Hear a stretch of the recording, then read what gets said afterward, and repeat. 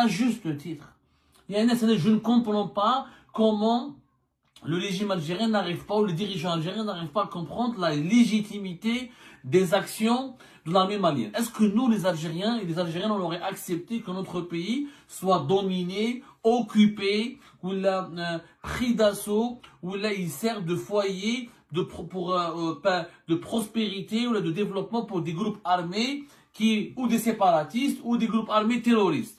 Quel est le pays qui accepte que son territoire soit occupé partiellement ou même partiellement, intégralement, ou là, que des portions entières de son territoire sont occupées par des groupes armés islamistes ou là même des séparatistes? Mais aucun État ne va l'accepter. Aucun État au monde, ni l'Algérie, ni aucun État au monde. L'armée malienne, elle se bat légitimement pour la protection de son territoire. Il y a un problème touareg qui dure depuis très longtemps, mais l'indépendance de l'Azawad n'est pas soutenue par la communauté internationale.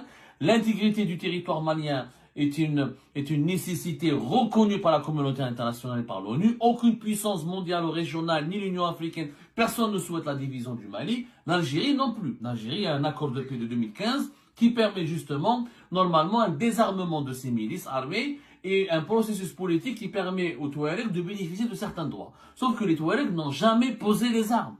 Ils ont pris des villes entières. La ville de Kidal, par exemple, et elle a été dominée pendant pratiquement 10 ans.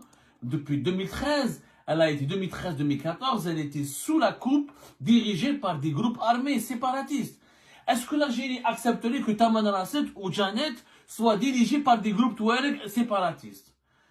Aucun État, quel pays, la Tunisie, la Libye, l'Égypte, a-t-on un pays au monde, donnez-moi un seul pays au monde qui accepterait qu'une ville, qu'une région entière soit contrôlée par des groupes armés? Les militaires maliens, quand accédé au pouvoir, ils ont appliqué une nouvelle doctrine. Nous ne dialoguons pas. Ils ont affirmé qu'ils ne veulent pas dialoguer avec des personnes qui ont des groupes armés, qui ont pris les armes et qui réclament des actions qui défendent des actions séparatistes ou qui remettent en cause l'intégrité du territoire du Mali.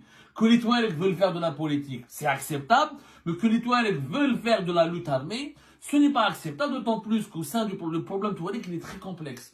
Et l'Algérie ne le résume pas comme il le faut, et aucun média algérien ne raconte réellement ce qui se passe. Donc, chez les Touaregs, c'est un ensemble de groupes. Ils ont une alliance qui s'appelle la CSP-DPA. C'est une alliance, le cadre stratégique permanent, qui regroupe un nombre incalculable de groupes armés touaregs. Les groupes armés touaregs se composent, se créent, se dissolvent, etc. Certains